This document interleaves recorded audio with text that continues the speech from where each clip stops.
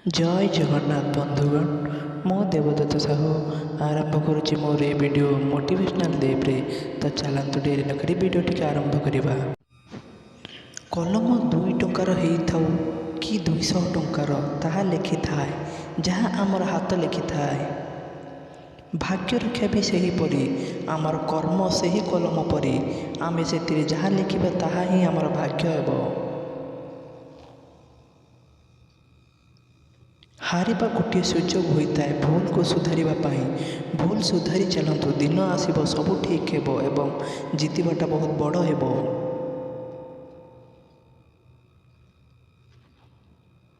लगुच ईश्वर को मध्य डर लगुथिब तथास्तु कहिबारे कुंठा लगुथिब। जेबे कहीं मनुष्य आशीर्वाद मागुथिब गोटे दीपटे जाली दे किंबा किसी फूल चढ़ई दे भगवान यही मनीष सब खुशी मागी देउछि। आरे बंधु जदि सर्वकल्याण मन भितर थाए निस्वार्थपर मनोभावना थाए तेबे मंदिर भी जावाक पड़ोनी। मागिबा आगर भगवान तुमको सबू देदेवे। खुशी सहजरे मिल जाए किंतु शांति सहजरे मिले ना। सेतिपाई शांति खुशी ठार अधिक मूल्यवान होता है। तुम्हें उत्तम गुणयुक्त मनीष हुआ भगवान तुमको अति मूल्यवान शांति देवे।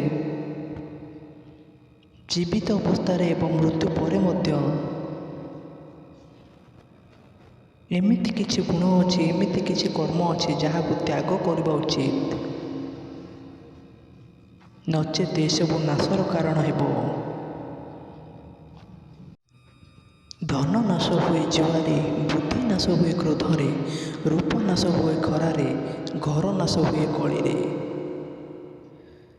मन नाश हुए सन्देहरे जल नाश जाए वन न बहे खेत नाश जाए घासरे पथ नाश जाए कादुआरे बंधु नाश जाए बिछरे गाँ नाश जाए स्वार्थरे बल नाश हुए रोगरे बेल नाश जाए खेलरे विद्या नाश जाए हेलारे प्राण नाश पाए लोभरे।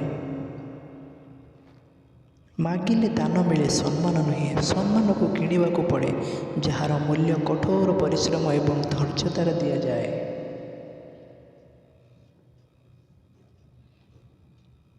मु दिने भगवान को पचारि देली हे भगवान मते एते अयोग्य कहीं कल कहीं मो किछि करि परिली नाही कहीं मो डाक शुणी नाहंती।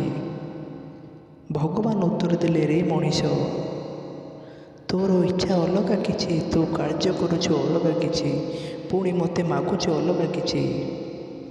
जदि भगवान होई मध्य तोर अभिलाष को मु ठीक से बुझी पारु नाही तेबे तू मनीष होई केमिति निजको बुझी पारिबु। कहिबार तात्पर्य यह आमर लक्ष्य अलग थाए किंतु पथभ्रष्ट होई किछि अलग करि थाए पुणी परि लोभर बशवर्ती होई भगवान को किछि अलग मागी थाए। तेबे थरे निजको प्रश्न करंतु भगवान आमर क्यों इच्छा को पूर्ण करेंगे। सेथिपाई स्वप्न गोटे देखंतु ताकू ही जीवन लक्ष्य मानतु तापाई कार्यरत हुंतु निजको संपूर्ण निज लक्ष्य पाई समर्पित करंतु तापरे भगवान को मागंतु भगवान निश्चय शुणिबे। जानिछंती बंधु मनीष केतेबेले भितरु हारी जाए जेबे यह जानी जाए कि मु जहाँ को सबू किछि मानुछि तापाई मु किछि भी नुहे। बंधु एटा कली जुग टिके स्वार्थपर होईगले किछि क्षति नहीं। सेथिपाई निजको ही प्रभावशाली करि दियो जेमिति तुमर मूल्य तुम ठारू अधिक तुम सह थिबा लोकंक पाखर अधिक थिबो। अंध कवि तथा सन्त कवि भीम भोईंकर गोटे कथाटीए मन पड़ जाउछि प्राणी को आरत दुख अपमृत देखु देखु कि बास हो मो जीवन पछे नरके पड़ी थाउ जगत उद्धार हेउ। एमिति अनेक मनीष एवं सेमानक प्रकृतर मनीष ही कुहाजिबो कारण एमाने कहार दुख देखिले सही पारंती नहीं। ଅନ୍ୟର ଦୁଃଖରେ ଏତେ ମର୍ମାହତ ହୁଅନ୍ତି କି ସେମାନେ ନିଜ ଦୁଃଖକୁ ଭୁଲି ଯାଆନ୍ତି ଆଉ ମନେ ମନେ ଈଶ୍ୱରଙ୍କୁ ପ୍ରାର୍ଥନା କରନ୍ତି, ପ୍ରଭୁ ସମସ୍ତଙ୍କର କଲ୍ୟାଣ କରନ୍ତୁ, ତା ବଦଳରେ ଯଦି ପାରୁଛନ୍ତି ମୋତେ ଦଣ୍ଡ ଦିଅନ୍ତୁ। ବିଶ୍ୱାସ କରନ୍ତୁ, ଏପରି ମଣିଷ ତାଙ୍କ ଜୀବନରେ ବହୁତ ଦୁଃଖ ପାଇଥାନ୍ତି, କାରଣ ସ୍ୱାର୍ଥପର ଦୁନିଆ ଏମାନଙ୍କର ସରଳ ହୃଦୟ ଦେଖି ବେଶ୍ ଫାଇଦା ଉଠାଇଥାନ୍ତି। ସେଥିପାଇଁ ଦୟାଶୀଳ ବା ସହିଷ୍ଣୁତା ଗୁଣ ରଖିବା ସହିତ ନିଜକୁ ଚାଲାକ ବି କରିବା ଉଚିତ, କାରଣ ଧୋକା ସେହିଠାରେ ମିଳିଥାଏ ଯେଉଁଠାରେ ଆଶା ବା ବିଶ୍ୱାସ ଥାଏ।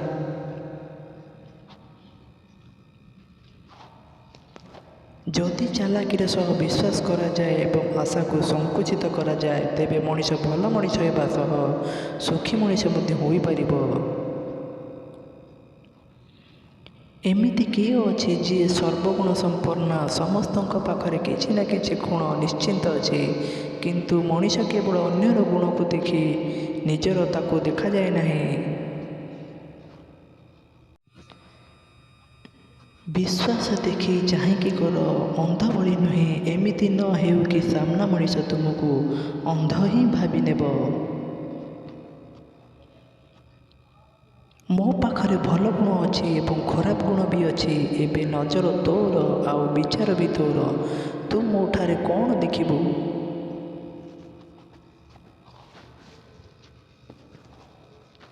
ଗୋଟିଏ ଚୋର ସମସ୍ତଙ୍କୁ ଚୋର ଦୃଷ୍ଟିରେ ହିଁ ଦେଖିଥାଏ। ଯାହାର ଚରିତ୍ର ଯେପରି ସେ ଅନ୍ୟମାନଙ୍କୁ ସେହିପରି ଦୃଷ୍ଟିରେ ଦେଖିଥାଏ।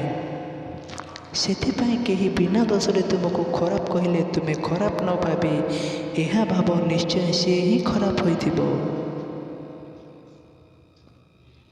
ଯଦି କାହାକୁ ସତରେ ଭଲ ପାଉଛ, ତେବେ ତାଙ୍କୁ କେବେ ନିଜ କଥାରେ ଚାଲିବାକୁ ବାଧ୍ୟ କର ନାହିଁ। ତାଙ୍କୁ କୌଣସି ଜିନିଷ ପାଇଁ ଫୋର୍ସ କରନି। ପ୍ରେମ ଏକ ଏପରି ଚଢ଼େଇ ଯାହାକୁ ଜାବୁଡ଼ି ଧରିଲେ ମରିଯାଏ ଆଉ ଛାଡ଼ିଦେଲେ ଉଡ଼ିକି ଚାଲିଯାଏ। କିନ୍ତୁ ଯଦି ସ୍ନେହ ଭଲ ପାଇବା ଦେଇ ରଖାଯାଏ, ତେବେ ସାରା ଜୀବନ ନିଜର ହୋଇକି ରହିଥାଏ। ଯଦି ସାମ୍ନା ମଣିଷ ପ୍ରକୃତରେ ଭଲ ହୃଦୟର ହୋଇଥିବ, ସିଏ ତୁମଠାରୁ ଭଲ ପାଇବା ପାଇଁ କେବଳ ତୁମର ହିଁ ହେବ। କିନ୍ତୁ ଯଦି ପଥର ହୃଦୟର ହୋଇଥିବ, ତେବେ ସିଏ କେବେ ବି ତୁମର ହେବନି। ତାପରେ ବି ପଥରର ହୃଦୟ ଦେଇ ପରେ କାନ୍ଦିବା ଅପେକ୍ଷା ଏବେ ନିଜ ହୃଦୟକୁ ସମ୍ଭାଳି ନେବା ଭଲ। ମନର ସଉଦା ଯଦି କର୍ମ ସହ କରାଯାଏ, ତେବେ ଭାଗ୍ୟଫଳ ଭଲ ହେବ। ମନର ସଉଦା ଯଦି ପ୍ରୀତି ପ୍ରଣୟରେ କରାଯାଏ, ତେବେ ଲୁହ ହିଁ ଭାଗ୍ୟରେ ଲେଖିବ। ଯାହାର ବିଚାର ଯେପରି, ଯାହାର ଭାବନା ଯେପରି, ସିଏ ସେହିପରି ଭାବିବ। ତୁମେ କହିଥିବା ଭଲ କଥାର ଅର୍ଥ ସିଏ ଭୁଲ ବାହାର କରିଦେବ। ତୁମେ କହିଥିବା ଭୁଲ କଥାର ଅର୍ଥ ସିଏ ଠିକ୍ ବାହାର କରିଦେବ। ସବୁ ଜିନିଷ ସ୍ୱାର୍ଥ ଉପରେ ନିର୍ଭର। କାହା ମନକୁ କ'ଣ ସୁହାଉଛି, କାହା ମନକୁ କ'ଣ ନ ସୁହାଉଛି। ତ ବନ୍ଧୁଗଣ, ଆଜି ପାଇଁ ତ ସମୟ ହେଇଯାଇଛି। ଆଜି ପାଇଁ ଏତିକିରେ ରହୁଛି। ପୁଣି ଦେଖା ହେବ କାଲିର ଅଧ୍ୟାୟରେ ଆଉ ପୁଣି ଏକ ନୂଆ ଜବରଦସ୍ତ ଭିଡ଼ିଓରେ। ତ ଆଜି ପାଇଁ ଏତିକିରେ ରହୁଛି ବନ୍ଧୁଗଣ। ଜୟ ଜଗନ୍ନାଥ ବନ୍ଧୁଗଣ। ଜଗନ୍ନାଥ କରନ୍ତୁ ଆପଣ ଦିନଟି ମଙ୍ଗଳମୟ ହେଉ। ଜୟ ଜଗନ୍ନାଥ। ଜୟ ଶ୍ରୀକୃଷ୍ଣ। ଧନ୍ୟବାଦ ବନ୍ଧୁଗଣ। ଭିଡ଼ିଓଟିକୁ ସମ୍ପୂର୍ଣ୍ଣ ଦେଖିଥିବାରୁ ଆପଣମାନଙ୍କୁ ଅଶେଷ ଅଶେଷ ଧନ୍ୟବାଦ।